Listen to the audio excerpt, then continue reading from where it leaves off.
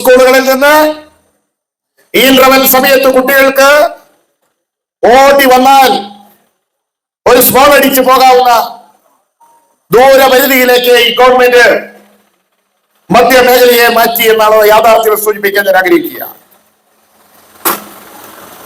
മദ്യത്തിന്റെ ലഭ്യതയും ഉപയോഗവും കുറയ്ക്കുന്ന നയം സ്വീകരിക്കുമെന്ന് ഇടതുപക്ഷത്തിന്റെ പ്രകടനപത്രികയിൽ 883 നമ്പറായി വോട്ട് ചെയ്തിട്ടുണ്ടെങ്കിൽ ആ ഇടതുപക്ഷമാണ് ഞാൻ മുൻപേ സൂചിപ്പിച്ച വിതരണ കേന്ദ്രങ്ങളുടെ വർധനവ് നടത്തിയത് സൂചിപ്പിക്കാൻ ഞാൻ ആഗ്രഹിക്കുക. അവസരവാദപരമായിട്ടുള്ള നിലപാടുകളാണ് കണക്കിന്റെ അടിസ്ഥാനത്തിൽ ഇടതുപക്ഷം സ്വീകരിക്കുന്നത് എന്ന് ചൂണ്ടിക്കാട്ടുവാൻ ഞാൻ ആഗ്രഹിക്കുക. രാസലഹരി ഇന്ന് കേരളത്തിൽ ഒരു കോമൺ ഫിനോമിനയാണ്. നമ്മൾ അറിയണം, അമ്മയെ തിരിച്ചറിയാത്ത മക്കൾ, സഹോദരിയെ തിരിച്ചറിയാത്ത സഹോദരൻ, MDMA ഗഞ്ചാവിന്റെ ഹൈബ്രിഡ് വേർഷൻ, ഇതെല്ലാം ഈ കേരള സംസ്ഥാനത്ത് വളരെ സുലഭമായി ലഭ്യമായ ഒരു ഭരണ സാഹചര്യത്തെ സൃഷ്ടിച്ചാണ് ഈ ഗവൺമെന്റ് മുന്നോട്ട് പോകുന്നത്. പാർട്ടി സെക്രട്ടറി അന്തരിച്ച കോടിയേരിയുടെ മകൻ കർണാടകത്തിൽ മാസങ്ങൾ ജയിലിൽ കിടന്നത് നമ്മൾ കണ്ടതാണ്. ഈ രാസലഹരിയുടെ ഉപഭോഗവും വിപണനവുമായി ബന്ധപ്പെട്ട് കേരളം ഭരിക്കുന്ന ഗവൺമെന്റിന്റെ പാർട്ടി സെക്രട്ടറിയുടെ മകൻ ജയിലിലായപ്പോൾ കോടിയേരി ബാലകൃഷ്ണൻ ഒരു കാര്യം ചെയ്തു. ധാർമ്മികതയുടെ പേരിൽ തെരഞ്ഞെടുക്കപ്പെട്ട ഭരണഘടന അനുസൃതമായ അധികാര കേന്ദ്രമല്ലെങ്കിലും പാർട്ടി സെക്രട്ടറി സ്ഥാനം രാജിവെച്ചു. ആ കാര്യത്തെ പുകഴ്ത്തി സംസാരിക്കുവാൻ ഞാൻ ആഗ്രഹിക്കുക. പക്ഷേ സമാനമായ കേസ് ഇപ്പോൾ നിലനിൽക്കുക. പിണറായി വിജയന്റെ മകൾ വീണ 2.70 കോടി റുപ്യ കരിമണൽ കർത്തയിൽ നിന്ന് വാങ്ങിയതുമായി ബന്ധപ്പെട്ട് കേന്ദ്ര കമ്പനി നിയമമനുസരിച്ച് കേസെടുത്തിരിക്കുക. എക്സാലോജിക് എന്ന് പറയുന്ന പേപ്പർ കമ്പനി,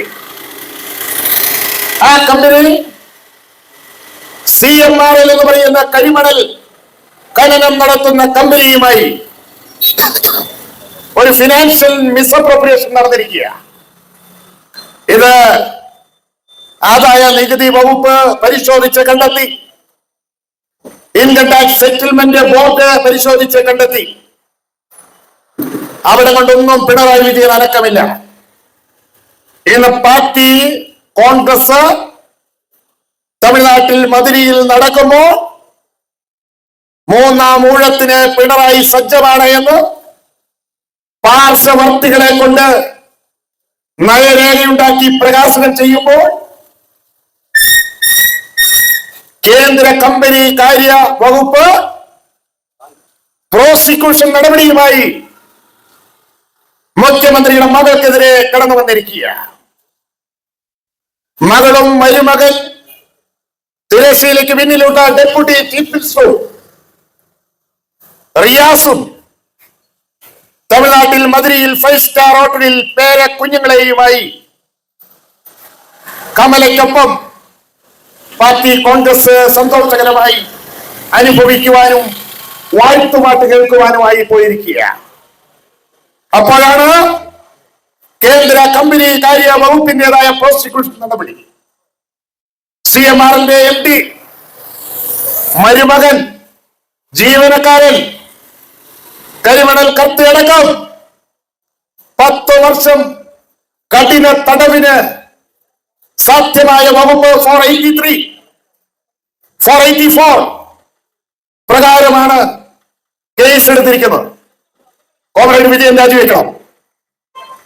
കോടിയേരി ബാലകൃഷ്ണൻ ചെയ്ത ആ ധാർമ്മികതയെങ്കിലും ഈ കേരളം ഭരിക്കുന്ന മുഖ്യമന്ത്രിയുടെ ഭാഗത്തുനിന്നുണ്ടാകണമെന്ന് ഐക്യജനാധിപത്യ മുന്നണിയും ഇന്ത്യൻ നാഷണൽ കോൺഗ്രസും ഡിമാൻഡ് ചെയ്യുക. പ്രിയപ്പെട്ടവരെ, പിണറായി വിജയൻ രാജിവെക്കുമെന്നുള്ള ഒരു ഭാവം ഇല്ല. ഇതിലപ്പുറമായ പ്രശ്നങ്ങളുമായി ബന്ധപ്പെട്ട് വന്നാലും ഇന്ത്യയുടെ പ്രഥമ റെയിൽവേ മിനിസ്റ്റർ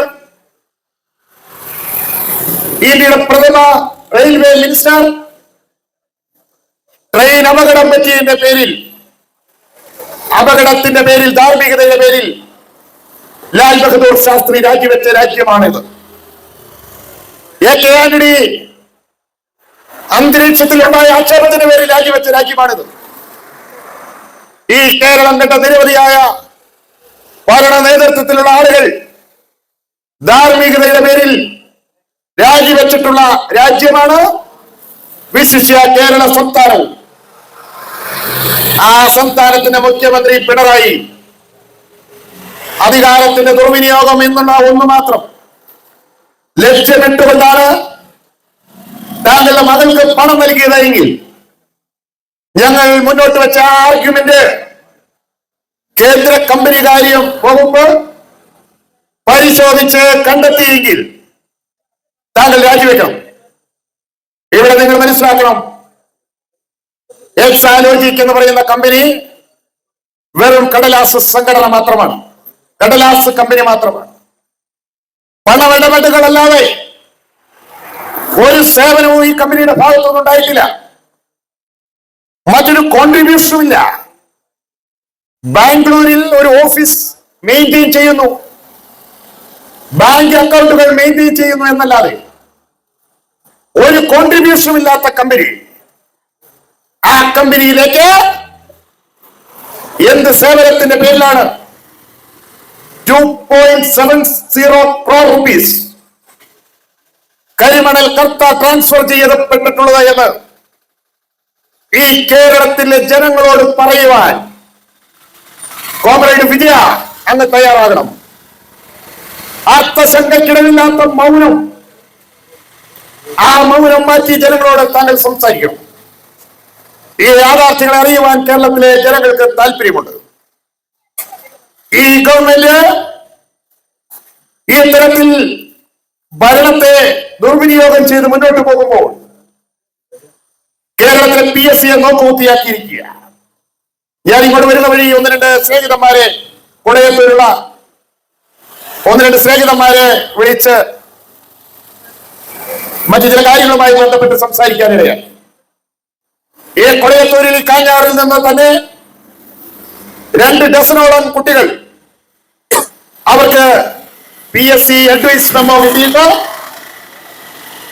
ജോലി ലഭ്യമല്ലാതെ ടൈം പീരീഡ് കഴിഞ്ഞു പോയി എന്നാണ് അറിയുവാൻ കഴിഞ്ഞത്. 4 പേര് കോൺസ്റ്റബിൾ റാങ്ക് ലിസ്റ്റിലുണ്ടായിരുന്നവരാണ്. ഇന്നലെ അനന്തപുരിയിൽ ആ റാങ്ക് ലിസ്റ്റിന്റെ അവസാന ദിനത്തെ കാത്തിരുന്ന, അത് കഴിഞ്ഞ് കല്യാണം കഴിക്കാമെന്ന് കരുതിയിരുന്ന, അച്ഛന് ബൈപ്പാസ് ചെയ്യാമെന്ന് കരുതിയിരുന്ന പ്രിയപ്പെട്ട സഹോദരിമാർ മുട്ടയിൽ നിന്ന് സമരം ചെയ്ത 9 പേരെ പോലീസ് എടുത്തുകൊണ്ടുപോയത് നമ്മൾ കണ്ടതാണ്. അപ്പോ കോൺസ്റ്റബിൾ റാങ്ക് ലിസ്റ്റിൽ പോലുമുള്ള ആളുകളെ നിയമിക്കാൻ തയ്യാറാകാത്ത ഗവൺമെന്റ് എംപ്ലോയ്മെന്റ് എക്സ്ചേഞ്ചുകളെ നോക്കുകുത്തിയാക്കി നിർത്തിയിരിക്കുന്നു. താൽക്കാലിക നിയമനങ്ങൾ പാർട്ടി ഓഫീസുകളിൽ നിന്ന് നടത്തുന്നു. ഏരിയ സെക്രട്ടറിമാരുടെ നേതൃത്വത്തിൽ റിക്രൂട്ട്മെന്റ് നടത്തുന്നു. ഇവിടെ ഗവൺമെന്റ് ജോലി വേണമെങ്കിൽ താൽക്കാലികമായിക്കൊള്ളട്ടെ, സ്ഥിരമായിക്കൊള്ളട്ടെ, അത് ലഭ്യമാകണമെങ്കിൽ പിണറായിസ്റ്റ് പാർട്ടിയിൽ അംഗമാകണമെന്നുള്ള സ്ഥിതിവിശേഷം ഇന്ന് കേരളത്തിൽ നിലനിൽക്കുകയാണ്. പ്രിയപ്പെട്ടവരെ, ഇതുകൊണ്ടാണ് കേരളത്തിലെ കുഞ്ഞുങ്ങൾ ലോകരാജ്യങ്ങളിലേക്ക് കടന്നു പോകുവാൻ വലിയ താല്പര്യം കാട്ടുന്നത്. കണക്കിന്റെ അടിസ്ഥാനത്തിൽ കേരളം പെൻഷൻ പറ്റിയൊരു നാടായി മാറുവാൻ പോവുകയാണ്. പിണറായി വിജയന്റെ സംഭാവനയാണ് എന്ന് കരുതണം. PSC മെമ്പർമാർക്ക് മുന്നമേ സൂചിപ്പിച്ചു, 3,80,000 രൂപയാണ് ചെയർമാന്റെ സാലറി വർധനവ്. 2,80,000 രൂപ മെമ്പർമാർക്ക് ബീക്കൺ ലൈറ്റ് ഇട്ട് ക്യാബിനറ്റ് റാങ്കിലാണ് PSC മെമ്പർമാരും ചെയർമാനും ഓടി നടക്കുന്നത് റിക്രൂട്ട്മെന്റ് ഇല്ല എന്ന് മാത്രമേ ഉള്ളൂ. KV തോമസ് ഈ സംസ്ഥാനത്തിന്റെ ഡൽഹിയിലെ കാവൽ നായ. ഞാൻ ആ പദം പ്രയോഗിച്ചത് അപമര്യാദയാണ് എന്ന് എന്റെ മനസ്സ് മന്ത്രിക്കുന്നുണ്ടെങ്കിലും ഈ കേരളത്തിലെ ജനങ്ങൾക്ക് ജീവിക്കാൻ കഴിയാത്ത സാഹചര്യത്തിൽ പിച്ചച്ചട്ടിയിൽ കൈയിട്ട് വരുന്ന ഒരവസ്ഥ കൊണ്ട് മാത്രമാണ് ഞാൻ ആ പദം പ്രയോഗിച്ചത്. 11 ലക്ഷം രൂപയാണ് പ്രൊഫസർ തോമസ് കേരളത്തിന് വേണ്ടിയിട്ട് ഡൽഹിയിൽ താമസിച്ച് കേരളത്തിന്റെ ഖജനാവിൽ നിന്ന് ഡ്രോ ചെയ്യുന്നത് സൂചിപ്പിക്കാൻ ഞാൻ ആഗ്രഹിക്കുക.